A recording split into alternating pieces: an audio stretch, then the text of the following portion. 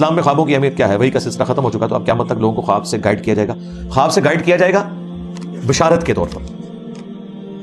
اس میں الفاظ ہیں مبشرات باقی ہیں، خوشخبریاں، کہ کسی کو خوشخبری دے دی جائے کہ تیرے گھر اولاد ہو جائے گی، اور اگر نہیں ہوئی ہے تو یقیناً وہ خواب اس کے ذہن کا تخیل تھا، اور اگر ہو گئی ہے تو یقیناً وہ اللہ کی طرف سے. یعنی جب تک ہو نہ جائے کوئی بتا نہیں سکتا. باقی کوئی یہ نہیں خواب میں بتانا کہ بھئی آپ نے فلاں فرقے میں جانا ہے، نماز کا طریقہ اس طرح، وہ آپ نے حدیث کی کتابوں سے. ورنہ تو میں نے انہیں بتایا کہ امام دارقطنی نے تو اپنے استاد سے ان کا اپنا خواب نقل کیا. وہ کہتے ہیں میں پہلے کوفیوں کے مذہب پہ تھا، رفع الیدین نہیں کرتا تھا.